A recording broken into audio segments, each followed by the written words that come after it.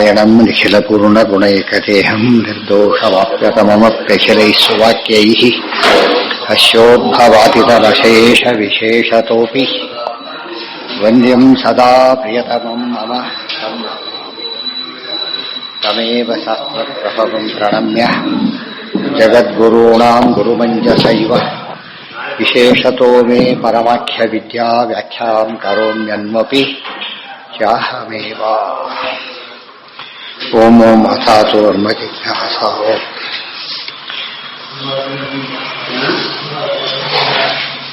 ಈಗ ಚೇತನ ಐಕ್ಯ ವಿದ್ಯಮಾನ ಅರಸ ಸರ್ವಜ್ಞ ಏಕತಾಂ ನಾನುಸಂಧತ್ತೆ. ಅದಕ್ಕಿಂತ ಹಿಂದಿದ್ದು ಅಶೇಷ ದೋಷರಾಹಿತ್ಯಂ ಸರ್ವಶಕ್ತಿತ್ವತೋ ಹರೇಃ ಸರ್ವೋಪೇತ ಇತಿ ಕಥಿತಂ ಅಥ ಐಕ್ಯಂ ಕ್ವ ದೋಷಿಣ. ಈಗ ದೇವರಿಗೂ ಜೀವರಿಗೂ ಐಕ್ಯ ಇದೆಯಾ ಅಂದರೆ ಐಕ್ಯ ಇಲ್ಲ. ಯಾಕೆ ಭಿನ್ನ ಏನು ಬಂದಿತ್ತು? ಬಿಂಬ ಮತ್ತು ಪ್ರತಿಬಿಂಬ. ದೇವರೆಲ್ಲರಿಗೂ ಕೂಡ ಬಿಂಬ, ಉಳಿದವರೆಲ್ಲ ಆತನಿಗೆ ಪ್ರತಿಬಿಂಬ. ಬಿಂಬ ಪ್ರತಿಬಿಂಬಗಳ ಐಕ್ಯ ಅಂತ ಒಂದು ವಾದ ಇದೆ. ಅಲ್ಲ ಅಂತ ಹೇಳ್ತಾರೆ, ಸಾಧ್ಯನೇ ಇಲ್ಲ. ಅದು ನಮ್ಮ ಅನುಭವಕ್ಕೆ ಸಿದ್ಧ. ಪ್ರತಿಬಿಂಬ ನಾಶದಿಂದ ಬಿಂಬ ನಾಶ ಆಗಿದ್ದಾರೆ ಕಂಡಿದ್ದಾರೇನೋ? ಇಲ್ಲ. ಅಂದಮೇಲೆ ಏನಿದೆ ಅಂತ ಅರ್ಥ? ಬೇರೆ ಅಂತ ಅರ್ಥ. ಸಾಮಾನ್ಯವಾಗಿ ಕಾಲ್ಡ್ರೆಲ್ಲ ಏನ್ ಮಾಡ್ತಾರೆ, ಕೆಲವೆಲ್ಲ ಡಾಕ್ಯುಮೆಂಟ್ ಅನ್ನ ಇದು ಮಾಡಿರ್ತಾರೆ, ವಾಪಸ್ ಕೊಟ್ಟು ಏನೋ ಕರಾರು ಹಾಕ್ಬಿಟ್ಟಿರ್ತಾರೆ. ವಾಪಸ್ ಕೊಡ್ತಾನೆ, ದುಡ್ಡು ಕೊಡೋದಿಲ್ಲ, ಹರಿದಾಕ್ಬಿಡ್ತಾನೆ. ಇವ್ ನಕ್ಕು ಬಿಡ್ತಾರೆ, ಒರಿಜಿನಲ್ ನನ್ನ ಹತ್ರ ಇದೆ ಅಂತ ಹೇಳ್ತಾರೆ. ಅವಾಗೇನಾಗತ್ತೆ? ಬಿಂಬ ಬೇರೆ ಪ್ರತಿಬಿಂಬ ಬೇರೆ ಅಂತ ಆಗ್ಲಿಲ್ಲ, ಅವ್ರಿಗೆ ಗೊತ್ತು ಮೋಸ ಮಾಡ್ತಾರೆ ಅಂತೇಳಿ ಅವ್ರಿಗೆ ಕೆರೆ ಮಾಡೋದಿಲ್ಲ. ಒರಿಜಿನಲ್ ನಾಶ ಆದ್ರೆ ಎಷ್ಟಿದ್ರು ಬೆಲೆ ಇಲ್ಲ ಪ್ರತಿಬಿಂಬಗಳಿಗೆ. ಆ ದೃಷ್ಟಿಯಲ್ಲಿ ಅಂದ್ರೆ ಕಳ್ಳ ಸುಳ್ಳರಿಗೂ ಗೊತ್ತಿರತಕ್ಕಂಥ ದೊಡ್ಡ ತತ್ವ ಅಂದ್ರೆ ಏನು? ಬಿಂಬ ಪ್ರತಿಬಿಂಬಗಳಿಗೆ ಐಕ್ಯ ಇಲ್ಲ, ಭೇದ ಇದೆ. ಮತ್ತೆ ಯಾಕಿಲ್ಲ ಅನ್ನೋದ ಕಾರಣ ಕೊಡ್ತಾರೆ. ಉದಾಹರಣೆಗೆ, ಈ ಜೀವ ಹೋಗ್ತಾ ಇದ್ದಾನೆ, ಅವನ ನೆರಳು ಬೀಳ್ತಾ ಇದೆ. ನೆರಳು ಹೇಗಿದೆ? ಕಪ್ಪಿದೆ. ನೆರಳು ಬೆಳಗಿರುತ್ತೆ ಎಲ್ಲರೂ ಕೂಡ. ಎಷ್ಟು ದೊಡ್ಡ ಲೈಟ್ ಹಾಕಿದ್ರು ಕೂಡ ಏನಾಗುತ್ತದು? ಕಪ್ಪೇ ಕಾಣ ಗೊತ್ತಾಯ್ತು. ಅಂದ್ರೆ ಜೀವ ಕಪ್ಪು ಅಂತ ಇರುತ್ತೆ. ದೇವರ ಮುಂದೆ ಹೇಗಾಗ್ತಾರೆ? ಕಪ್ಪು ಬೆಳಪಿಗೆ ಏನಿದೆ ವ್ಯತ್ಯಾಸ ಇದೆಯೋ ಇಲ್ಲೋ? ಅಂದಮೇಲೆ ದೇವರಿಗೂ ಬಿಂಬಕ್ಕೂ ಬಿಂಬ ಪ್ರತಿಬಿಂಬ ಭಾವ ಇರತಕ್ಕಂಥ ದೇವರು ಮತ್ತು ಜೀವರಿಗೆ ಏನಿದೆ ಅಂತಾಯ್ತು? ಭೇದ ಇದೆ ಅಂತಾಯ್ತು. ಇಲ್ಲ ಮತ್ತೆ ಬಿಂಬಕ್ಕೆ ಸ್ವಾತಂತ್ರ್ಯ ಇದೆ, ಪ್ರತಿಬಿಂಬಕ್ಕೆ ಸ್ವಾತಂತ್ರ್ಯ ಇಲ್ಲ. ಅರ್ಥ ಆಯ್ತಾ? ಇವೆಲ್ಲ ಮೈನಸ್ ಪಾಯಿಂಟ್ ತಗೊಂಡಾಗ ಬಿಂಬ ಪ್ರತಿಬಿಂಬಗಳಿಗೆ ಐಕ್ಯ ಹೇಳ್ತಕ್ಕಂಥದ್ದನ್ನು ಒಪ್ಪಲಿಕ್ಕೆ ಸಾಧ್ಯನೇ ಇಲ್ಲ. ಅದನ್ನೇ ಎಕ್ಸ್ಪ್ಲೇನ್ ಮಾಡ್ತಾರೆ. ಸಂಪ್ರಕಾಶಯತಃ ಸೂತ್ರಗತ ಅಖಿಲ ಮಾನತಃ ಜೀವೇಶ ಭೇದ ದೃಷ್ಟ್ಯೈವ ಸಮುದಾಯೈಕತಾ ಕುತಃ. ಸಮುದಾಯೈಕ್ಯನೂ ಇಲ್ಲ.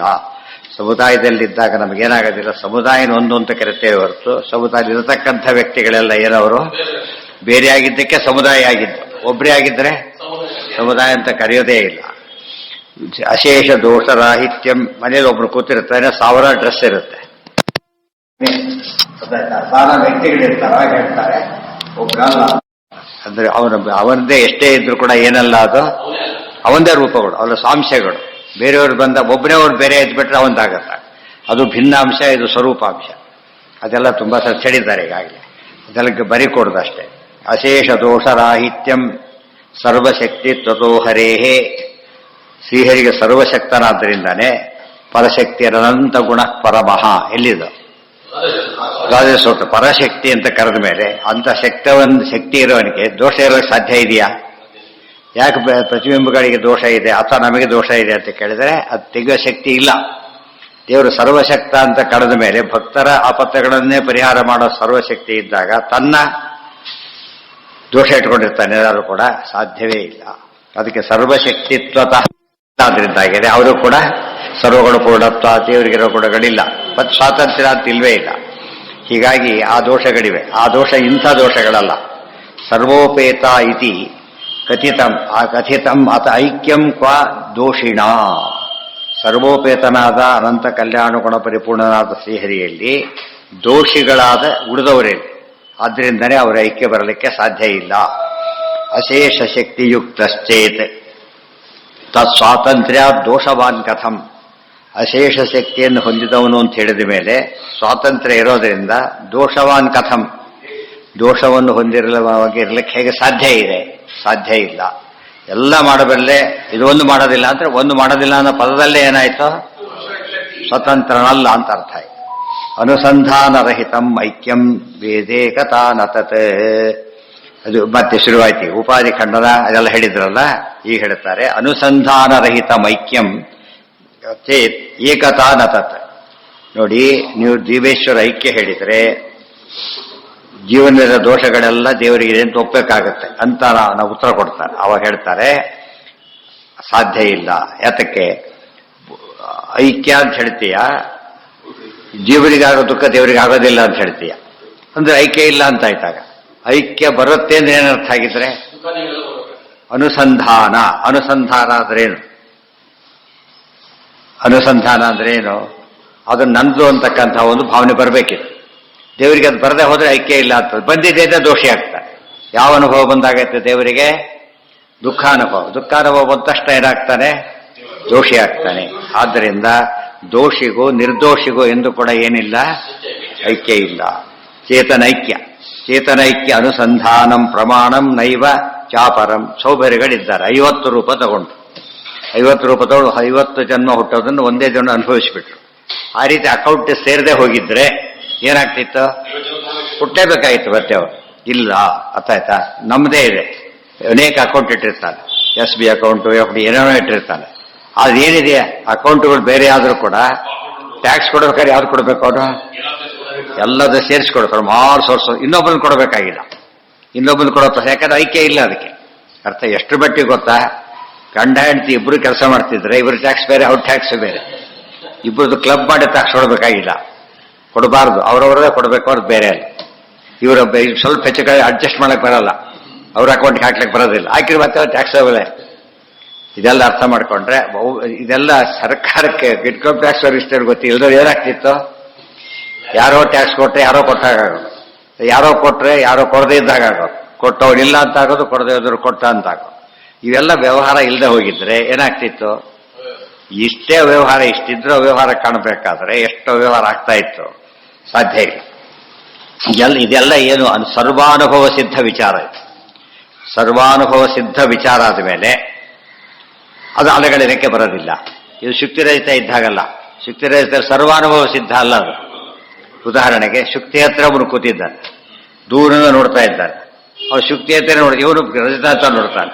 ಯಾಕೆ ಇಬ್ರಿಗೂ ಏನಿಲ್ಲ, ಅದು ಒಂದೇ ಅನುಭವ ಬಂದಿಲ್ಲ. ಯಾಕೆ ವ್ಯಕ್ತಿಗಳು ಬೇರೆ ಆದ್ದರಿಂದ. ಇವೆಲ್ಲ ಸರಿಯಾಗಿ ಯೋಚನೆ ಮಾಡಬೇಕು. ಅನುಸಂಧಾನ ಶಬ್ದಕ್ಕೆ ಇವೆಲ್ಲ ಅರ್ಥಗಳಿವೆ. ಚೇತನೈಕ್ಯ ಅನುಸಂಧಾನಂ ಪ್ರಮಾಣಂ ನೈವ ಚಾಪರಂ. ಒಬ್ಬ ವ್ಯಕ್ತಿಗಳನ್ನು ಒಂದು ಅಂತ ಕರಿಬೇಕಾದ್ರೆ ಐಕ್ಯ ಇದ್ರೆ ಮಾತ್ರ ಕರಿಬೇಕು. ಯಾವ ಐಕ್ಯ? ಅನುಸಂಧಾನ ಐಕ್ಯ ಇರಬೇಕು. ಅನುಸಂಧಾನ ಐಕ್ಯ ಇಲ್ಲದೆ ಹೋದ್ರೆ ಅದೇನಲ್ಲ, ಐಕ್ಯಕ್ಕೆ ಕಾರಣವಾಗೋದಿಲ್ಲ. ಐಕ್ಯಕ್ಕೆ ಅತ್ಯಂತ ಮುಖ್ಯವಾದಂತಹ ಒಂದು ಅಗತ್ಯ ಧರ್ಮ ಯಾವುದು ಅಂದ್ರೆ ಇದು ನನ್ನದು ಅಂತ ಅನುಸಂಧಾನ ಬರಬೇಕು. ತುಂಬಾ ನಮ್ಮವ್ರಿಗೆ ಏನೋ ದುಃಖ ಆಗುತ್ತೆ, ನಮಗೂ ದುಃಖ ಆಗುತ್ತೆ. ಆದ್ರೆ ದುಃಖ ಏನೋ ನನಗೆ ದುಃಖ ಆಗಿದೆ ಅಲ್ಲ, ಅವರಿಗೆ ದುಃಖ ಆಗಿದೆ, ನನಗೆ ದುಃಖ ಆಗಿದೆ. ಅವರಿಗೆ ನಾನೇ ದುಃಖ ಅನುಭವಿಸ್ತೇನೆ ಅಂತಕ್ಕಂಥ ದುಃಖ, ನಮಗೆ ನಮ್ಮವರು ಅನುಭವಿಸ್ತಾ ಇದ್ದಾರೆ ಅಂತ ಅನುಸಂಧಾನ. ಎಷ್ಟೇ ಪ್ರೀತಿ ಏನೇ ಇದ್ರೂ ಕೂಡ ನಂದೇ ಅಂತ ಭಾವನೆ ಬರೋದಿಲ್ಲ. ಅರ್ಥ ಆಯ್ತಾ? ಇವನ್ ದುಡ್ಡು ಯಾರೋ ಕೊಟ್ಟಿರ್ತಾರೆ, ಕಳೆದು ಬಿಡ್ತಾರೆ. ಆಗ ಕಳೆದವನಿಗೂ ದುಃಖ, ಇವ್ರದ್ದು ಹೋಗಿದೆ. ಅವನಿಗಿಂತ ಜಾಸ್ತಿ ದುಃಖ ಇವರಿಗೆ. ಕಳೆದು ಬಿಟ್ಟೆ ಅಂತ ಅವನಿಗೆ, ನಾನು ಕಳ್ಕೊಂಡೆ ಅಂತ ಅವನಿಗೆ ದುಃಖ ಇದೆ. ಅವನಿಗೆ ನಮ್ಮವರು ಕಳ್ಕೊಂಡ್ಬಿಟ್ಟಾಗ ಪಾಪ ಕಳ್ಕೊಂಡ ಅಂತ ಅನ್ಸ, ನಂದೋಯ್ತು ಅಂತ ಅನ್ಸೋದಿಲ್ಲ. ಇದೆಲ್ಲ ಯಾಕೆ ಎಕ್ಸ್ಪ್ಲೇನ್ ಮಾಡ್ತಿರೋದಂದ್ರೆ ಐಕ್ಯಾನುಸಂಧಾನ ಅನ್ನೋ ಪದ ಬಹಳ ಮುಖ್ಯ ಇದೆ. ಐಕ್ಯಾನುಸಂಧಾನ, ಐಕ್ಯಾನುಸಾರ ಒಪ್ಕೊಂಡ್ಬಿಟ್ರೆ ಜೀವ ಬ್ರಹ್ಮ ಐಕ್ಯದಿಂದ ಏನ್ ದೋಷ ಬಂತು? ದೇವರು ಪರಮ ದುಃಖಿ ಆಗಿಬಿಡ್ತಾನೆ. ಏನೇನ್ ದೋಷ ಇದೆಯೋ ಎಲ್ಲ ದೋಷ ಬುಡದಲ್ಲಿ ಆಯಾ ದೋಷ ಮಾತ್ರ ಇದೆ. ಎಲ್ಲ ದೋಷ ಬಂದ್ಬಿಡೋದು. ಕಳ್ಳನಿಗೆ ಕಳ್ಳ ಅನ್ಬೇಕು, ಕೊಲೆಗಡಕಲ್ಲ ತಪ್ಪು ಅನ್ಬಾರದು. ಕೊಲೆಗಡಕನ್ನ ಏನಂತ ಕರಿಬಾರದು? ಟೆರರಿಸ್ಟ್ ಅಂತ ಕರಿಬಾರದು. ಟೆರರಿಸ್ಟ್ ಬೇರೆ, ಕೊಲೆಗಡಕ ಬೇರೆ. ಇಬ್ರು ಕೊಲೆಗಡಕರೇ. ಇವರು ಮಹಾ ಕೊಲೆಗಡಕ. ತಾರತಮ್ಯ ಇದೆ ಇದು. ಅದ್ಮೇಲೆ ದೇವರು ಎಲ್ಲ ದೋಷ ಒಬ್ಬರಿಗೆ ಬಂತು. ಕಳ್ಳನಿಗೆ ಕೊಲೆಗಡ ದೋಷ ಬಂದಿಲ್ಲ. ಐಕ್ಯ ಹೇಳಿಬಿಟ್ರೆ ಎಲ್ಲಾ ದೋಷಗಳು ದೇವರಿಗೆ ಬಂತು. ಇದರ ವಾದಿರಾಜ ಸ್ವಾಮಿ ಯುಕ್ತಿ ಮೇಲಿಕ ಪ್ರಾರಂಭದಲ್ಲೇ ಹೇಳಿಬಿಡ್ತಾರೆ. ಐಕ್ಯ ಹೇಳೋದಾದ್ರೆ ದೇವರಷ್ಟು ದೋಷ ಇಲ್ಲದೆ ಇರಲಿಕ್ಕೆ ಸಾಧ್ಯ ಇಲ್ಲ. ಉಳಿದೋರ ದೋಷ ಸ್ವಲ್ಪ ಲಿಮಿಟ್ ಇದೆ, ದೇವರಿಗೆ ಎಲ್ಲ ದೋಷ ಬರುತ್ತಾದ್ರಿಂದ ಐಕ್ಯ ಹೇಳೋದ್ರಲ್ಲಿ ಎಷ್ಟು ಅಪರಾಧ ಇದೆ ಅಂತ ಹೇಳ್ತಾರೆ. ಆದ್ರಿಂದ ಏನ್ ಹೇಳಿದಾಗಾಯ್ತು, ಅವರು ದೇವರಲ್ಲಿ ನಿರ್ಗುಣ ಅಂತ ಕರೆದ್ರು ಕೂಡ ಸಾರಸ್ಯ ಇದೆ, ಅಲ್ಲೇನೆ ಬುದ್ಧಿವಂತಿಕೆ ಇದೆ. ಅವನಲ್ಲಿ ಗುಣಗಳಿಲ್ಲ, ದೋಷಗಳಿವೆ ಅಂತ ಅರ್ಥ. ಯಾಕೆ ಗುಣದೋಷಗಳು ಏನವು? ಆಪೋಸಿಟ್ಗಳು. ಆದ್ರೆ ದೇವ್ರು ನಿರ್ಗುಣ ಅಂತ ಯಾರು ಕರೀತಾರೋ ದೇವ್ರನ್ನ ಏನಂತ ಕರೆದಾಗಾಯ್ತು? ದೋಷಿ ಅಂತ ಕರೆದಾಗಾಯ್ತು. ಅರ್ಥ ಆಯ್ತಾ ಈಗ? ಎಲ್ಲ ಯೋಚನೆ ಮಾಡಿದರೆ ಆ ಎಲ್ಲಿ ಎಂಡ್ ಆಗತ್ತೆ ಅವ್ರ ಮಾತು. ದೇವರನ್ನ ದೋಷದಲ್ಲೇ ಅದು ಯಾವುದನ್ನ ಅತ್ಯಂತ ಮುಖ್ಯವಾದ ಗುಣ ಅದಕ್ಕೆ ವಿರುದ್ಧವಾದ ಕೆಲಸ ಮಾಡ್ತಾ ಇದ್ದ, ಅದು ಒಪ್ಪಲಿಕ್ಕೆ ಸಾಧ್ಯ ಇಲ್ಲ. ಸೊ ನಿರ್ಗುಣ ಕಾನ್ಸೆಪ್ಟ್ ಎಂಬುದನ್ನು ಒಪ್ಪಲಿಕ್ಕೆ ಸಾಧ್ಯ ಇಲ್ಲ. ಚೇತನೈಕ್ಯ ಅನುಸಂಧಾನಂ ಪ್ರಮಾಣಂ ನೈವ ಚಾಪರಂ ಅನುಸಂಧಾನರಹಿತಂ ದೇವತೈ ಅಲ್ಲಿ ಹೇಳ್ಬೇಕಾದ್ರೆ ಅನುಸಂಧಾನರಹಿತಂ ದೇಹ ಬಾಹುಲ್ಯ ಮನ್ಯಥ ಎಲ್ಲಿದ್ದದ ಉಪಾಧಿ ಖಂಡದಲ್ಲಿ ಹೇಳ್ತಾರೆ. ಅನುಸಂಧಾನ ಇಲ್ಲದೆ ಹೋಗಿದ್ರೆ 50 ಮದುವೆ ಮಾಡ್ಕೊಂಡು ಅದು ಬೇರೆ ದುಃಖ ಪಡ್ಬೇಕಾ? ಪನಿಷ್ಮೆಂಟ್ ಕೊಟ್ರೆ ಸರಿ, ಅದಿಲ್ಲದವ್ರು ಏನು ಪ್ರಯೋಜನ ಆಗಿದೆ? ಸರ್ವಜ್ಞಂ ಏಕತಾಂ ಎಲ್ಲ ಸೇರಿ ಟ್ಯಾಕ್ಸ್ ಒಟ್ಟ ಮುಗಿದೋಯ್ತು. ಆಮೇಲೆ ಬಂದು ಇದಕ್ಕೆ ಟ್ಯಾಕ್ಸ್ ಕೊಡೋ ಬೆತ್ತ ಶುರು ಮಾಡಿದೆ ಇನ್ನೊಂದಕ್ಕೆ. ಅಕೌಂಟ್ ಬೇರೆ ಅಲ್ಲ, ಅದನ್ನ ಟ್ಯಾಕ್ಸ್ ಕೊಡು ಎಲ್ಲ ಕೇಳ್ತಾರ? ಸಾಧ್ಯನೇ. ಚೇತನೇಶು ಎಲ್ಲ ಚೇತನೇಶ್ವಸ್ತು ತನ್ನಾಮ ಮಾತ್ರಮೇವ ಯತಸ್ತತಃ. ನೀನು ಹೆಸರಿಗೂ ಐಕ್ಯ ಹೇಳುತ್ತೆ ಹೊರತು ನಿಜವಾಗಲೂ ಏನಲ್ಲ, ಅದು ಐಕ್ಯ ಅಲ್ಲ. ಮುಕ್ತೌ ಸ್ಯಾದ್ ಅನುಸಂಧಾನಂ ಇತ್ಯಪಿ ಸ್ಯಾತ್ ಸುದುಷ್ಕರಂ. ಚೇತನೈಕ್ಯಷ್ಟು ತನ್ನಾಮ ಮಾತ್ರಮೇವ ತತಸ್ತತ. ಇಲ್ಲಿ ಮುಕ್ತಿಯಲ್ಲಿ ಇಲ್ಲಿರೋದಿಲ್ಲ, ಮುಕ್ತಿಯಲ್ಲಿರುತ್ತೆ ಅಂತ ಹೇಳಿದ್ರೆ ಎಲ್ಲಿ ಹೇಳಿದ್ರು ದೋಷನೇ. ಈಗ ಹೇಳಿದ್ರು ದೋಷ, ಆಗ ಹೇಳಿದ್ರು ದೋಷನೇ. ಸರ್ ಅದಕ್ಕೆ ಒಂದು ಮಾತಿದೆ, ಕೆಲವು ಸೂತಕ ಟೈಮ್ ಆದರೆ ಕಳೆದೋಗ್ಬಿಡುತ್ತೆ, ಮತ್ತೆ 3 ದಿವಸ ಸೂತಕ ಇದೆ. ಗೊತ್ತಾಗಿದೆ 4ನೇ ದಿವಸ ಏನಾಯ್ತು ಅವರಿಗೆ? ಸೂತಕ ಇಲ್ಲ, ಸ್ನಾನಾಗಿನ ಮಾಡಿಬಿಟ್ಟು ಇನ್ನೇನು ಬೇಕಿಲ್ಲ. ಕೆಲವಕ್ಕೆ ಅದು ಮಾಡಬೇಕಾಗಿಲ್ಲ, ವೃದ್ಧಿ ಬಂದಿರುತ್ತಲ್ಲ, ಆಮೇಲೆ ಗೊತ್ತಾದ್ರೆ ಏನೂ ಮಾಡಬೇಕಾಗಿಲ್ಲ. ಅರ್ಥ ಆಯ್ತಾ? ಆದರೆ ಕೆಲವು ಹಾಗಲ್ಲ, ಗೊತ್ತಾದ್ಮೇಲೆ ಗೊತ್ತಾದ್ರೂ ಕೂಡ ಮತ್ತೆ 10 ದಿವಸ ಕೊಡಬೇಕು. ಗೊತ್ತಾಯ್ತು, ವರ್ಷ ಬಿಟ್ಟು ಗೊತ್ತಾಯ್ತು ಆ ತಂದೆ ತಾಯಿಗಳ ಬಗ್ಗೆ ತಿಳ್ಕೊಬೋಣ, ಆಗಲೂ ಮತ್ತೇನು ಬಂತು ಅವನಿಗೀಗ?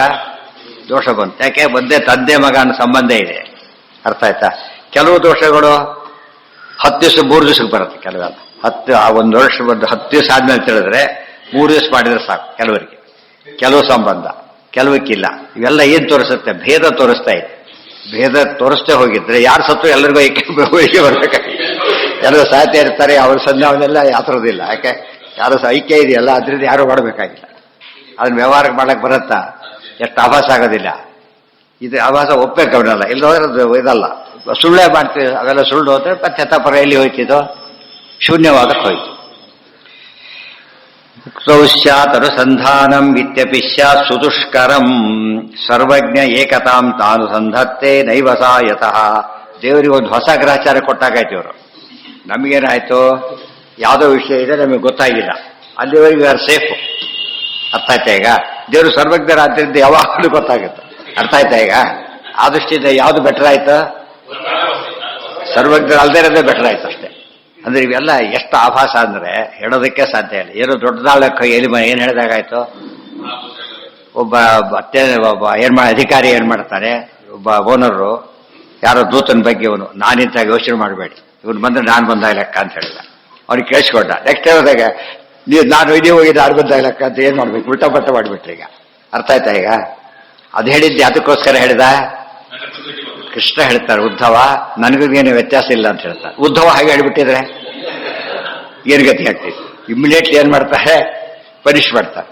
ಅರ್ಥ ಆಯ್ತು? ದೊಡ್ಡವರು ಚಿಕ್ಕವ್ರ ಬೇರೆ ಹೇಳೋದು ಏನ್ ತೋರಿಸುತ್ತೆ? ಅಲ್ಲಿ ಪ್ರೀತಿ ತೋರಿಸುತ್ತೆ ಅಷ್ಟೇ, ಬೇರೆ ತೋರಿಸೋದಿಲ್ಲ. ಇಲ್ಲಿ ಹೇಳೋದು ಮೂರ್ಖತರ ತೋರಿಸುತ್ತೆ. ಆದ್ರಿಂದ ಎಂದೂ ಕೂಡ ದೇವ್ರನ್ನ ಈ ದೇವ್ರು ಹೀಗೆ ಅನ್ಕೊಳ್ಬೇಕಾರೆ ನಾನೇ ಅಲ್ಲ ಅಂತ ಹೇಳಿ ಜೀವ ಅನ್ಕೊಳ್ಬಾರ್ದಾಗಿತ್ತು. ಅರ್ಥ ಆಯ್ತಾ? ಇವೆಲ್ಲ ಏನಿದು ದೋಷಗಳ ಸರಮಾಲೆ ಬರುತ್ತೆ. ಕೆಟ್ಟದಾಗ್ಲಕ್ಕೆ ಒಂದು ದೋಷ ಇದ್ರೂ ಸಾಕು. ಎಷ್ಟು ದೋಷ ಬರುತ್ತೆ ಇದು? ಎಲ್ಲ ವಿಧವಾದ ದೋಷರು ಬರುತ್ತೆ. ಸರ್ವಜ್ಞ ಏಕತಾಂನಾನು ಸಂಧತ್ತೆ ನೈವ ಯತಃ. ಆಮೇಲೆ ಯಥಾ ಯಶ್ಚ ಅವ ಹೇಳಿ ಉಪಾಧಿಯಿಂದ ಬರೋದಿಲ್ಲ ಅಂತ ಹೇಳ್ತಾರೆ. ನೆಕ್ಸ್ಟ್ ಪಾದ ಶುರು ಮಾಡಿದ್ರೆ ಉಪಾಧಿಯಿಂದ ಬರೋದಿಲ್ಲ. ಉಪಾಧಿಯಿಂದ ಬರೋದಿಲ್ಲ. ಏನು ಉಪಾಧಿ ಇರಬೇಕು? ಒಬ್ಬರಿಗೆ ಸೂತಕ, ಒಬ್ಬ ಸೂತಕ ಇಲ್ಲ. ಯಾಕೆ? ಏನು ಉಪಾಧಿ ಅವ್ರು ಹೇಳ್ಬೇಕೀಗ? ಭೇದ ಇರೋದೇ ಉಪಾಧಿ. ಮತ್ತೆ ಭೇದ ಉಪಾಧಿ ಏನು ಉಪಯೋಗ? ಅದರಿಂದ ಗೊತ್ತಾಯ್ತಾ? ಉಪಯೋಗ ಬರಲಿಲ್ಲ. ಅರ್ಥ ಆಯ್ತಾ? ಉಪಾಧಿ ಇನ್ನೂ ಪ್ರಶ್ನೆ ಎಲ್ಲಿಂದ ಬಂತು? ಇರೋದೇ ಒಬ್ಬ ಉಪಾಧಿ ಎಲ್ಲಿಂದ ಬಂತ ಹಾಗಿದ್ರೆ ಅದು ಬೇರೆ ಸಮಸ್ಯೆ. ಆ ಸಮಸ್ಯೆಗಳ ಸರಮಾಲೆ. ಇನ್ನೊಂದು ಉಪಾಧಿ ಅನ್ಯೋನ್ಯಾಶ್ರಯ, 3 ಆ ಚಕ್ರಕಾಶ್ರಯ. ಜಾಸ್ತಿ ಬಂದ್ರೆ ಕೊನೆ ಬಂದ್ರೆ ಅನವಸ್ಥ. ಎಷ್ಟು ದೋಷಗಳು ಬರುತ್ತೆ ನೋಡಿದಿರ ಅಂತ ಹೇಳ್ತಾರೆ. ಮುಕ್ತೌ ಸ್ಯಾತ್ ಅನುಸಂಧಾನಂ ಪಶ್ಚಾತ್ ಸ್ಯಾತ್ ಅನುಸಂಧಾನಂ ಚೇನ್ ಮಿಥ್ಯಾಜ್ಞಾನಿತಾ ಭವೆ. ಇಲ್ಲ, ದೇವರಿಗೆ ಆಗ ಅನುಸಂಧಾನ ಬರೋದಿಲ್ಲ, ದೇವರು ಸರ್ವಜ್ಞಾನಲ್ಲ ಆಗಿದ್ರೆ ಅಷ್ಟೇ ಅಲ್ಲ, ತಪ್ಪು ಹೇಳಿ ತಿಳ್ಕೊಂಡಾಗಾಯ್ತು. ದುಃಖ ಇದ್ದವನು ದುಃಖ ಇಲ್ಲ ಅಂತ ತಿಳ್ಕೊಂಡ್ರೆ ತಪ್ಪು ತಿಳುವಳಿಕೆ ಅದು. ಅರ್ಥ ಆಯ್ತಾ? ತಪ್ಪನ್ನು ತಪ್ಪು ಅಂತ ಒಪ್ಪಿಕೊಳ್ಳದಿರೋದು ತಪ್ಪು ತಿಳುವಳಿಕೆನೆ. ಅರ್ಥ ಆಯ್ತಾ? ಈಗ ತಪ್ಪನ್ನು ಒಪ್ಪಿಕೊಂಡು ಅಲ್ಲಿಗೆ ಒಂದು ಪ್ರಾಮಾಣಿಕತೆ ಬಂತವನಲ್ಲಿ. ವಿದ್ಯಮಾನ ಅನುಸಂಧಾನಂ ನಚೇತ ಜ್ಞಾನಮಾಪತೇತೆ. ಇರ್ತಕ್ಕಂಥ ಅನುಸಂಧಾನ ದೇವರಿಗೆ ಬರದೆ ಹೋದ್ರೆ ಸರ್ವಜ್ಞತ್ವ ಹೋಗಿ ಅಜ್ಞತ್ವ ಬಂತು ಅಂತಾಯ್ತು. ಅಸದೈಕ್ಯಂ ಭವೇತ್ ಪಶ್ಚಾತ್ ಯದಿ ಸ್ಯಾತ್ ತತ್ಸಭೋರಸಃ ಯದಿ ಸ್ಯಾತ್ ಸಪ್ತಭೋರಸಃ. ಅಸದೈಕ್ಯಂ ಭವೇತ್ ಪಶ್ಚಾತ್ ಯದಿ ಸ್ಯಾತ್ ಸಪ್ತಭೋರಸ. ಇಲ್ಲ ಇಲ್ಲ, ಅದು ಅಸತ್ಯೈಕ್ಯ ಆಮೇಲೆ ಬರುತ್ತೆ ಅಂತ ಕೇಳೋದಾದ್ರೆ, ಐಕ್ಯ ಈಗ ಅಸತ್ತು ಆಮೇಲೆ ಗೊತ್ತಾಗುತ್ತೆ ಅಂತ ಹೇಳೋದಾದ್ರೆ ಇದು ಸಪ್ತಮ ರಸ ಆದಾಗಾಯ್ತು ಅಂತೆ. ಸಪ್ತಮ ರಸ ಅಂದ್ರೆ ಏನು? ಸುಳ್ಳು ಅಂತ ಅರ್ಥ. ಸುಳ್ಳು ಸಪ್ತಮ ರಸ. ಗೀತೆ 19ನೇ ಅಧ್ಯಾಯ ಸಪ್ತಮ ರಸ ಇವೆಲ್ಲ ಒಂದೇ ರೀತಿ. 19ನೇ ಪುರಾಣ ಸುಳ್ಳು ಮಾತು ಬರೀತಾರೆ. ಆಕ್ಚುಲಿ ಒಂದಿನ ಮಾತು ಹೇಳೋ ಮಾತೆಲ್ಲ ಇರಬೇಕು. ಬಹುಶಃ 19ನೇ ಪುರಾಣದಲ್ಲಿ ಇರಬೇಕು ಅಂತ ಕಾಣುತ್ತೆ ಅಂತ ಹೇಳ್ತಾರೆ. ಇಲ್ಲಂತೂ ಇಲ್ಲ, 19ನೇ ಪುರಾಣದಲ್ಲಿ ಇರಬೇಕು. ವಿಮಾನ ವಿದ್ಯಮಾನ ಅನುಸಂಧಾನಂ ಅದು ಪ್ರಮಾಣ ಕೊಡ್ತೀನಿ ಅಂತ ಹೇಳ್ತಾರೆ. ಪ್ರಮಾಣ ಕೊಡ್ತೀನಿ ಅಂತ ಹೇಳಿ ಹೇಳ್ತಾರೆ. ನೋಡು, ನಿನಗೆ ಸುಳ್ಳು ವಿಚಾರ ಪ್ರಮಾಣ ಕೊಡ್ಲಕ್ಕೆ ಹೋದಷ್ಟು ಕೂಡ ಏನಾಗುತ್ತದ? ದೊಡ್ಡ ಸುಳ್ಳಾಗತ್ತೆ. ಒಳ್ಳೆ ದೃಷ್ಟಾಂತ ಕೊಡ್ತಾರೆ ಅದಕ್ಕೆ. ಮಣ್ಣಿನ ಪ್ರತಿಭೆಗೆ ಕ್ಷೀರಾಭಿಷೇಕ ಮಾಡಿದಾಗತ್ತೆ. ಪಂಚಾಮೃತ ಮಾಡಿದ್ರೆ ಏನಾಗತ್ತೆ? ಪ್ರತಿಭೆನೇ ಇರೋದು ಎಲ್ಲ ಪ್ರತಿಭೆನೇ ಹೋಗ್ಬಿಡುತ್ತೆ. ಎಲ್ಲ ಸಣ್ಣ ನೀರಭಿಷೇಕ ಮಾಡಿ ನಿತ್ಯ ಅಭಿಷೇಕ ಮಾಡಿ ಏನಾಗುತ್ತೆ ಅದು? ಅರ್ಥ ಆಯ್ತಾ? ಈಗ ಕಲ್ಲಿಂದೇನೆ ತುಂಬಾ ದಿವಸ ಅದು ಏನಾಗತ್ತೆ? ಸೌದೋಗೋದು. ಅಂಥದ್ದು ಮಣ್ಣಿನ ಕೇಳ್ತಾರ? ಅದೆಲ್ಲ ಎಂತ ದೃಷ್ಟಾಂತ ಯಾತ ಕೊಟ್ಟರು ತಕ್ಷಣ ಅರ್ಥ ಆಗತ್ತೆ ಉಳಿದವರಿಗೆ. ಮಣ್ಣಿನ ಪ್ರತಿ ಅಭಿಷೇಕ ಮಾಡ್ತಾರ, ಮಾಡಿದ್ರೆ ಏನಾಗುತ್ತೆ? ಇವ್ರು ಗಣೇಶರಿಗೆ ಅಭಿಷೇಕ ಮಾಡಕ್ಕೆ ಬರ್ತಾರೆ. ಮಣ್ಣಿನ ಗಣೇಶಿಗೆ ಮಾಡ್ತಾರೆ ಹೊರತು ಏನ್ ಮಾಡೋದಿಲ್ಲ. ಮೂರ್ತಿ ಬೇರೆ ಇಟ್ಕೊಂಡಿರ್ತಾರೆ, ಅದಕ್ಕೆ ಮಾಡ್ತಾರೆ, ಇದಕ್ಕೆ ಮಾಡೋದಿಲ್ಲ. ಪಂಚಾಮೃತ ಅದು ಕಾಮನ್ ಸೆನ್ಸ್ ಇಷ್ಟಿದೆ. ಆ ದೃಷ್ಟಿಯಿಂದ ಪ್ರಮಾಣ ಕೊಡೋದಕ್ಕೆ ಹೋದ್ ಇನ್ನೊಂದು ಹೊಸ ತಪ್ಪಾಗತ್ತೆ ಹೊರತು ಏನು ಇದು ಹಾಲು ಕೆಡಿಸ್ಕೊಂಡ ಈ ಪಂಚಾಮೃತ ಯಾರು ತಗೋತಾರೆ ಆಮೇಲೆ ಅದನ್ನು ತಗೊಳ್ಳೋದಿಲ್ಲ. ವಿದ್ಯಮಾನ ಅನುಸಂಧಾನಂ ನಚೇತ್ ಅಜ್ಞತ್ವಮಾಪತೆ. ಈ ಡೀಟೇಲ್ಸ್ ಎಲ್ಲ ಅಲ್ಲಿ ಬರೋದಿಲ್ಲ. ಯಾವುದರಲ್ಲಿ ಒಂದು ಮಾತು ಹೇಳ್ತಾರೆ, ಅಜ್ಞತಾ ಕೆಲ ಸಂವೇತ್ತು ಘಟತೇನ ಕುತಶ್ಚ. ಈ ಒಂದು ಮಾತು ಹೇಳಿದ್ದಾರೆ ಅಲ್ಲಿ. ಅದಿಷ್ಟು ವಿವರಣೆ ಇದೆ. ಅಮ್ಮ ಎಲ್ಲ ಸೇರ್ಕೊಂಡು ಹೋಗ್ಬಿಟ್ಟಿದ್ದಾರೆ. ಸೊ ಅನುವ್ಯಾಖ್ಯ ಸರಿಯಾಗಿ ಉಪಾಧಿ ಖಂಡನ ಓದಿದ್ರೆ ಅನುವ್ಯಾಖ್ಯಾನ ಓದಿದ ಮೇಲೆ ಅನುವ್ಯಾಖ್ಯಾನದ ಬಹುಭಾಗ ಓದ್ದಂತೆ ಆಗಿಬಿಡುತ್ತೆ. ಎಲ್ಲೆಲ್ಲಿ ಆ ವಿಷಯ ಬಂದಿದೆ ಎಲ್ಲ ಉತ್ತರ ಬರುತ್ತೆ. ಅದ್ರ ಕಾಂಪ್ಯಾಕ್ಟ್ ಆಗಿಡೋದು ಅದು ಏನು ಬಿಗಿನರ್ಸ್ಗಾದ್ರಿಂದ ಪ್ರಕರಣ ಅಂತ ಕರೆದು. ಇವರು ಪ್ರಕರಣಗಳಲ್ಲ, ಬೃಹತ್ ಗ್ರಂಥ ಕಡೆ. ವಿದ್ಯಮಾನ ಅನುಸಂಧಾನಂ ಸಮುದಾಯಕ್ಕೆ ತಸ್ಮಾತ್ ದೂರತೋ ಅಪಾಕೃತಂ ಸದಾ. ಸಮುದಾಯಕ್ಕೆ ಅಂತಲೂ ದೂರದಿಂದ ಹೋಯ್ತು. ಅಥವಾ ಸಮುದಾಯ ಅನ್ನೋ ಪದದಲ್ಲೇ ಏನಿದೆ? ಭೇದ ಇದೆ. ಸಮುದಾಯ ಆಗ್ತಾನೆ ಇರಲಿಲ್ಲ. ಸಮುದಾಯ ಆಗಬೇಕಾದ್ರೂ ಭೇದ ಇರಲೇಬೇಕು. ಅದನ್ನ ಹಾಗೆ ಹೇಳಿದ ಆಜ್ಞೆ ಅದು ಹಿಂದೆ ಖಂಡನೆ ಮಾಡಿ ಆಗಿದೆ ಅಂತ ಹೇಳಿದ್ರು. ಅಥೋ ಅಶೇಷ ಗುಣೋನ್ನದ್ಧಂ. ನೋಡಿ ಡೆಫಿನೇಷನ್ ಕೊಡ್ತಾರೆ ಈಗ. ಅಥೋ ಅಶೇಷ ಗುಣೋನ್ನದ್ಧಂ ನಿರ್ದೋಷಂ ಯಾವದೇವಹಿ ತಾವದೇವೇಶ್ವರೋ ನಾಮ ತತ್ರ ಭೇದೋಪಿ ನ ಕ್ವಚಿತ್. ಈ ಶ್ಲೋಕ ಎಲ್ಲಿ ಜ್ಞಾಪಕ ಮಾಡ್ಕೋಬೇಕು ಹೇಳಿ ನೋಡೋಣ. ಸರಿಯಾಗೋದು ಇನ್ನೊಂದ್ಸಲ. ಅಥೋ ಅಶೇಷ ಗುಣೋನ್ನದ್ಧಂ ನಿರ್ದೋಷಂ ಯಾವದೇವಹಿ ತಾವದೇವೇಶ್ವರೋ ನಾಮ ತತ್ರ ಭೇದೋಪಿ ನ ಕ್ವಚಿತ್. ಯಾವುದಕ್ಕೆ ಉಪಯೋಗ ಮಾಡ್ಕೋಬೇಕು ಇಮಿಡಿಯೇಟ್ ಆಗಿ?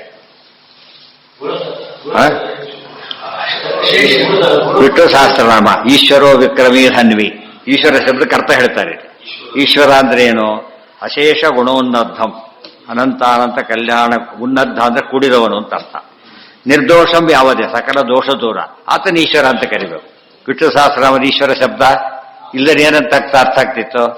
ಈಶ್ವರ ಅಂದ್ರೆ ಶಿವ, ಹಾಗರ್ಥ ಅಲ್ಲ. ಈ ಅರ್ಥ ಇದೆ.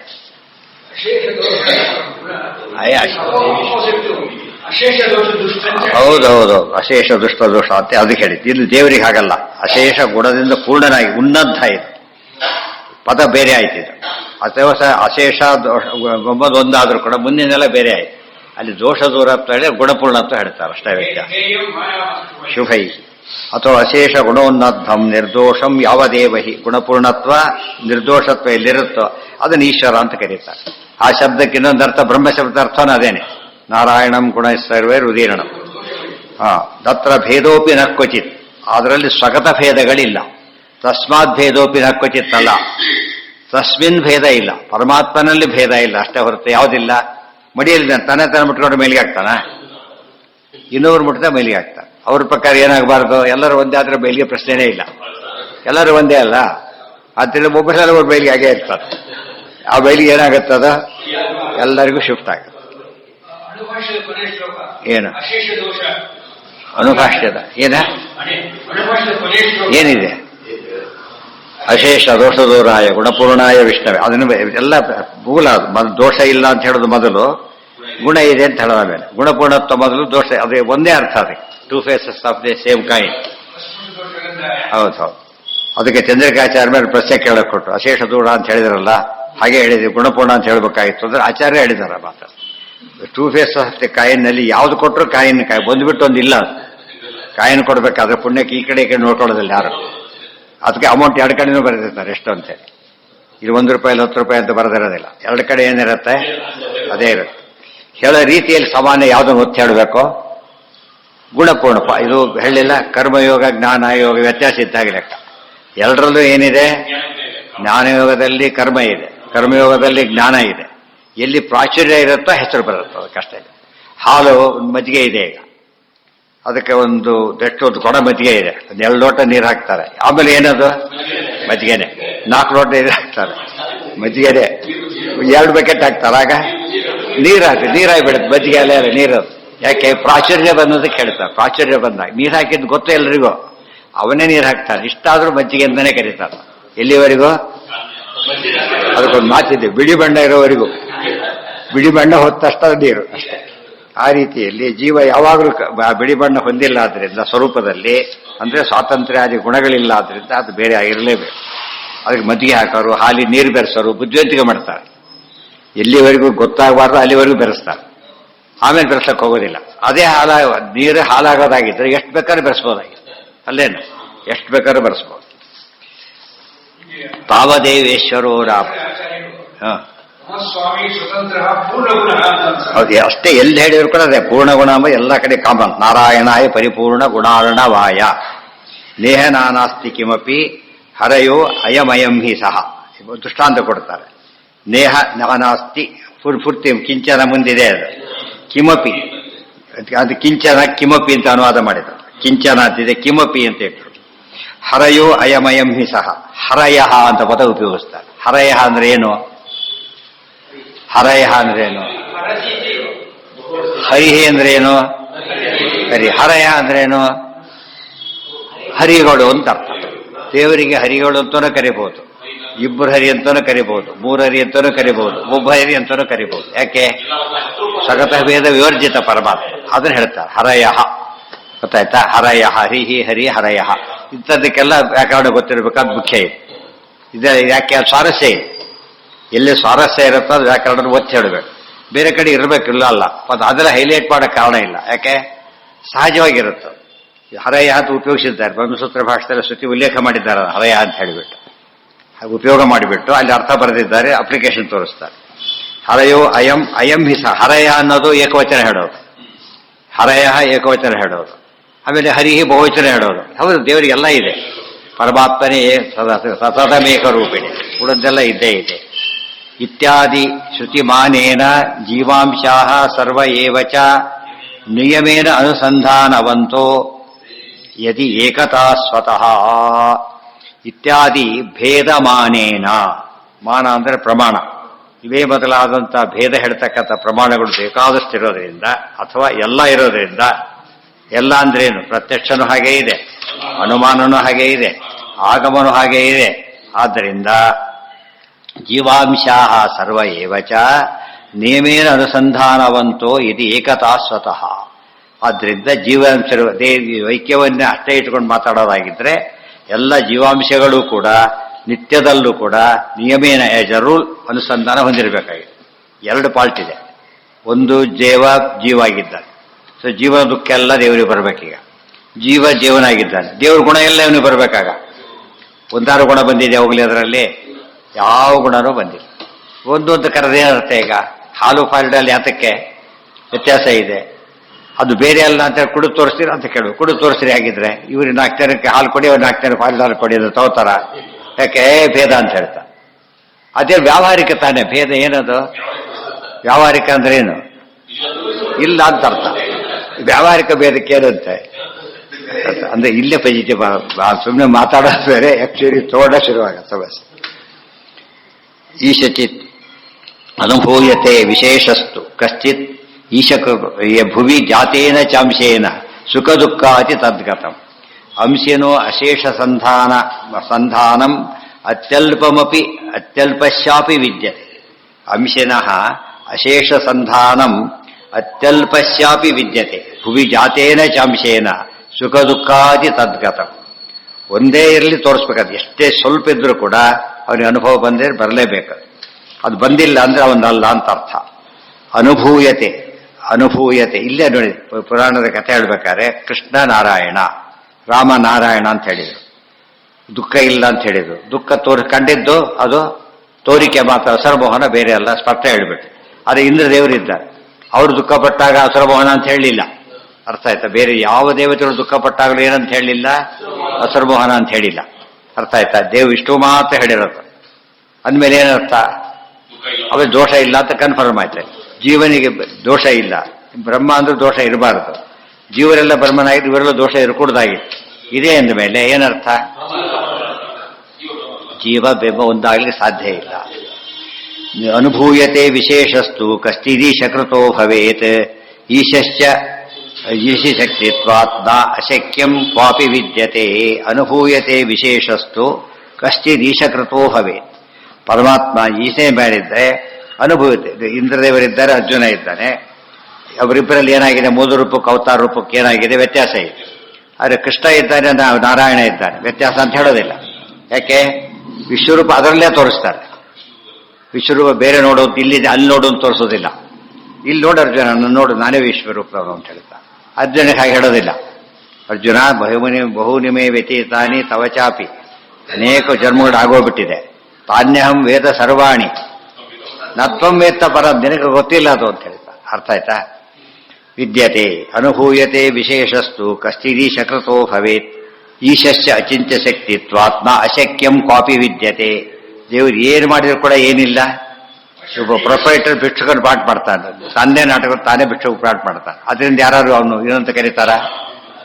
ಎಲ್ಲ ಕಳ್ಕೊಂಡ್ಬಿಟ್ಟ, ಪಾಪರಾಗಿದ್ದೀರಾ ಅಂತ ಯಾರು ಕೇಳೋದಿಲ್ಲ. ಯಾಕೆ? ಅವ್ರಿಗೆ ಏನು ಗೊತ್ತು? ಪ್ರೊಪರೇಟರ್ ಆಗಿ ಭಿಕ್ಷುಕರು ಪಾಠ ಮಾಡ್ತಾ ಇದ್ದ. ಮತ್ತೆ ಅಲ್ಲೇ ಆ ಪಾಠದಲ್ಲಿ ಯಾರ ಕೇಳಿ ಚೆಕ್ ಬರೋ ಸೈನ್ ಮಾಡ್ತಾನೆ ಬೇಕಾದ್ರೆ. ಅದೇ ವೇಷದಲ್ಲಿದ್ದಾಗಲೇ ಚೆಕ್ ಸೈನ್ ಮಾಡ್ತಾನೆ. ಅದಕ್ಕೆ ಅದು ವೇಷನೇ ಹೊರತು ಏನಲ್ಲ, ನಿಜವಾದ ನಾಟಕ. ಅದು ಅಭಿನಯ ಅಷ್ಟೇ ಹೊರತು ಬೇರೆ ಅಲ್ಲ. ದುಡ್ಡು ಕೊಟ್ಟಿದ್ದ ಅಭಿನಯ ಅಲ್ಲ, ಭಿಕ್ಷೆ ಬೇಡಿದ್ದ ಅಭಿನಯ. ಸೊ ಪರಮಾತ್ಮನ ಗುಣಗಳ ಅಭಿನಯ ಅಲ್ಲ, ಏನವೋ ನ್ಯಾಚುರಲ್. ವಿಶ್ವರೂಪ ತೋರಿಸ್ತಾನೆ, ಅಭಿನಯ ಅಲ್ಲ, ಅದು ನ್ಯಾಚುರಲ್. ಬೆಣ್ಣೆ ಬೇಕು ಅಂತ ಅಳುತ್ತಾನೆ, ಅದೇನದು? ಅದು ಅಭಿನಯ ಅಷ್ಟೇ. ಶೇಷತ ಅನುಪಪನ್ನ ಇವ ಈಶಶ್ಚ ಅಚಿಂತ್ಯ ಶಕ್ತಿತ್ವ ನಾಶಕ್ಯಂ. ಇವೆಲ್ಲ ಜನಕ್ಕೆ ಅರ್ಥ ಆದರೆ, ಸುಧಾ ಓದಿದರೆ ಅರ್ಥ ಆಗಬೇಕು ತಿಳ್ಕೊಂಡು ಸುಧಾ ಓದೋದಿಲ್ಲ, ಅರ್ಥನೇ ಆಗೋದಿಲ್ಲ. ಅರ್ಥ ಆಯ್ತಾ? ಇದನ್ನೆಲ್ಲ ಎಲ್ಲ ಗ್ರಂಥನೂ ಪೂರ್ತಿ ಪಾಠ ಹೇಳೋದು ನಿಮಗೆ ಗೊತ್ತಿರಬೇಕು. ಬಹಳ ಜನ ಗೊತ್ತಿರೋದಿಲ್ಲ. ಈ ಸಂಸ್ಕೃತ ತಗೊಂಡಿರ್ತಾರೆ, SLC ಅಂದರೆ ಸಂಸ್ಕೃತ ಇರುತ್ತೆ. ಇನ್ನೂ ಬರಲು ಶುರು ಮಾಡ್ತಾರೆ ಕೆಲವು ಕಡೆಗೆ. PUCಯಲ್ಲಿ ಡಿಗ್ರಿಯಲ್ಲೂ ಇರುತ್ತೆ. 99% ಪುಸ್ತಕ ಯಾರೂ ಪುಸ್ತಕ ಮಾಡೋದಿಲ್ಲ. ಎಲ್ಲೆಲ್ಲ ಒಂದೊಂದ್ಸತಿ ಪೂರ್ತಿ ಪುಸ್ತಕ ಮಾಡ್ತಾರೆ ಅಷ್ಟೇ. ಉಳಿದಂತೆ ಏನ್ ಮಾಡಿರ್ತಾರೆ? ಒಂದು ಸರ್ಗ, 2 ಸರ್ಗ ಆ ರೀತಿ ಮಾಡ್ತಾರೆ. ಅರ್ಥ ಆಯ್ತಾ? ಪೂರ್ತಿ ಎಲ್ಲ ಓದಕ್ಕೆ ಹೋಗೋದಿಲ್ಲ. ಯಾತಕ್ಕೆ? ಅವಶ್ಯಕತೆ ಕಾರಣ ಇಲ್ಲ ಅದಕ್ಕೆ. ಆದರೆ ಇಲ್ಲಿ ನೋಡಿ ಯಾಕೆ ಆಗಿದೆ ಗೊತ್ತಾ?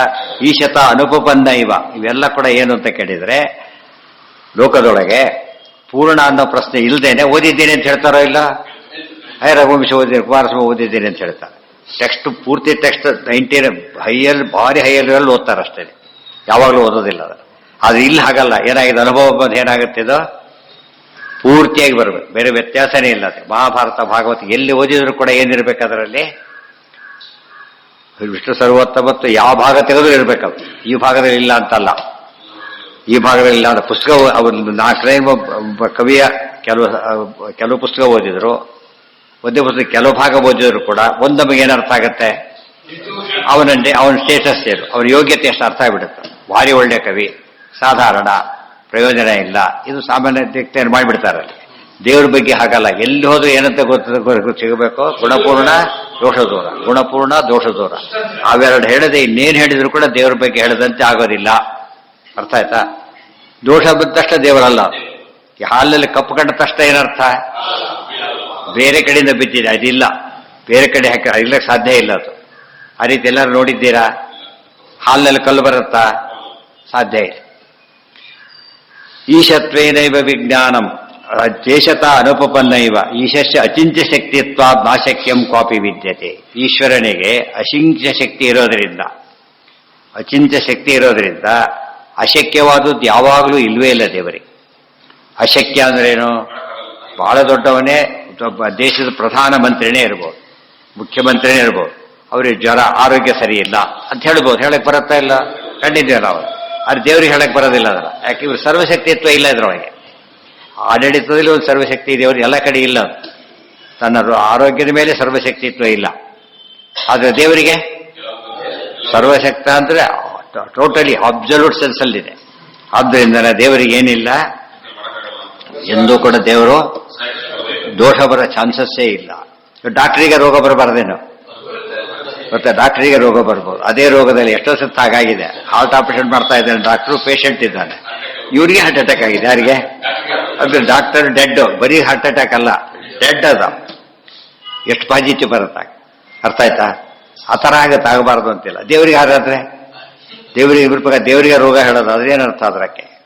ಇತ್ಯಾಶಂಕಾ ನಿವೃತ್ತ್ಯರ್ಥಂ. ಎಷ್ಟೋ ಜನ ಮತಾಚಾರ ಬಗ್ಗೆ ಒಂದಿದೆ, ತಾವೇ ದೇವರ ಮತಾಚಾರ ದುಃಖಪಟ್ಟು ಸತ್ತಿದ್ದಾರೆ. ಸತ್ತಿದ್ದೇ ಒಂದು ಪಾಯಿಂಟ್, ದುಃಖಪಟ್ಟು ಸತ್ತಿದ್ದೊಂದು. ಇದನ್ನ ಹೇಗೆ ತೀರ್ಮಾನ ಮಾಡ್ತೀರಿ? ಅದು ನಾಟಕ ಅಂತ ಕರೀತಾರೆ. ಸತ್ತೋದ್ಮೇಲೆ ನಾಟಕ ಇಲ್ಲಿ ಮಾಡ್ಬೋದು, ಸತ್ತಮೇಲೂ ನಾಟಕ ಮಾಡಕ್ ಬರುತ್ತಾ? ಸಾಧ್ಯ ಇಲ್ಲ. ಅದನ್ನೆಲ್ಲ ಯೋಚನೆ ಮಾಡಬೇಕು. ಯಾರೋ ಫಾಲೋ ಮಾಡೋಕ್ಕಿಂತ ಅದೆಲ್ಲ ಯೋಚನೆ ಮಾಡಿದ್ರೆ, ಯಾಕಂದ್ರೆ ನಮ್ಮ ಉದ್ಧಾರದ ಪ್ರಶ್ನೆ ಇದು. ಈ ಫೇಲ್ ಆ ಕಡೆ ಆಕ್ಸಿಡೆಂಟ್ ಆದ ತಕ್ಷಣ ಏನ್ ಮಾಡ್ತಾರೆ ಜನ? ಹತ್ಬೇಕಾರೆ ಭಾಳ ಯೋಚನೆ ಮಾಡ್ತಾರೆ. ಯಾಕೆ? ನನಗೆ ಸಂಬಂಧಪಟ್ಟ ವಿಚಾರ ಅದು. ನಾನೇ ಕೂತು ನನಗೆ ಆಗಿಬಿಟ್ರೆ ಅಂತ ಯೋಚನೆ ಮಾಡ್ತಾನೋ ಇಲ್ವೋ? ಆ ರೀತಿ ಯೋಚನೆ ಮಾಡೋದು. ಅತಏವ ಉಪವೇತ್ತೇವ ಚ ಅನ್ಯಾಭಾಸ ವಿಶೇಷತಾಂ ಇತಿ ಆಶಂಕಾ ನಿವೃತ್ತ್ಯರ್ಥಂ ತದಾ ತದಾ ಉಪಾಧ್ಯಾಯತ್ತ ರೂಪಾಣಂ ಅಂಶಿತಾ ಭವೇತ್. ಈ ಪ್ರಶ್ನೆ ಬರಬಾರದು ಅಂತಾನೆ ಇತಿ ಆಶಂಕಾ ನಿವೃತ್ತ್ಯರ್ಥಂ ವೇದಾಧಿಪ ಪ್ರಭು ಅತಯವ ಉಪಮಾ ಇತ್ತೇವ ಚ ಅನ್ಯಾಭಾಸ ವಿಶೇಷಿತ. ಎಲ್ಲಿ ಹೇಳಿದ್ದಾರೋ ಆಭಾಸ ಅಂತ ಕರೆದರು, ಇಲ್ಲಿ ಅತಯ ಉಪಮಾ ಸೂರ್ಯಕಾರಿವತ್ ಅಂತ ಕರೆದರು. ಉಪಮಾ ಅಂತ ಹೇಳಿದ ಮೇಲೆ ಒಂದು ವಸ್ತು ಆಗುತ್ತೆ. ಚಂದ್ರನಂತೆ ಮುಖ ಅಂದ್ರೆ ಮುಖ ಚಂದ್ರ ಒಂದೇ ಅಂತ ಅರ್ಥ ಆಗತ್ತೆ? ಆಗೋದಿಲ್ಲ. ಇವರೆಲ್ಲ ಉಪಮೆ ಹೇಳಿದ್ದರಿಂದ ಜೀವೇಶ ಭೇದ ಅನ್ನೋದು ಸತ್ಯ, ಅಭೇದ ಅನ್ನೋದು ಸತ್ಯ ಅಲ್ಲ ಅಂತ ಅರ್ಥ. ಯದುಕ್ತಂ ತದಧೀನತ್ವಂ ಸರ್ವಾವಸ್ಥಾ ಸ್ವಶೇಷತಃ ಜೀವಸ್ಯ ಸದೃಶತ್ವಂಚ ಚಿತ್ವಮಾತ್ರಂ ನ ಚಾಪರಂ. ಯದುಕ್ತಂ ತದಧೀನತ್ವಂ ಸರ್ವ ಅವಯ. ಅರ್ಜುನ ಕೂಡ ಊರ್ವಶಿ ಪ್ರಸಂಗನೇ ಬಂದಿದೆ. ಇಂದ್ರ ಊರ್ವಶಿ ಜೊತೆಗಿರಬಹುದು, ಅರ್ಜುನ ಒಪ್ಪಲಿಲ್ಲ ಅದಕ್ಕೆ. ತಾನು ಇಂದ್ರ ಅಂತ ಇಂದ್ರ ಗೊತ್ತು ಪಕ್ಕದಲ್ಲಿ ಕೂಡಿಸ್ಕೊಂಡ್ರು ಕೂಡ ಏನ್ ಮಾಡಲಿಲ್ಲ, ನಾನೀಗ ಅರ್ಜುನ ಅಷ್ಟೇ. ಆದ್ರಿಂದ ವಂಶದ ತಾಯಿ ಅಂತ ನೋಡಿಲ್ಲ ಹೊರತು ಏನಂತ ನೋಡ್ಲಿಲ್ಲ, ಇಂದ್ರ ನೋಡ್ಲಿಲ್ಲ. ಸೊ ಮೂಲ ರೂಪಕ್ಕೆ ಅವತಾರ ರೂಪಕ್ಕೆ ಏನಿದೆ ಅಂತ ಆಯ್ತು, ಈಗ ವ್ಯತ್ಯಾಸ ಇದೆ ಅಂತ ಅಲ್ಲೇ ಇದೆ. ದೇವರಿಗೆ ಮಾತ್ರ ಅದು ಯಾವ ಕಾಲಕ್ಕೂ ಇಲ್ಲ.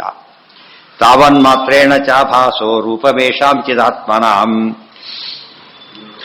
ಅಲ್ಲಿಗಿರಲಿ, ನಾಳೆ ದಿವಸ ಮುಂದಿನ ಮಾತು. ಈಗ ಪದ್ಯಮ ಇನ್ನು ಏನು ಇದೆಲ್ಲ ಯಾತಕ್ಕೆ ಹೇಳ್ತಿದ್ದ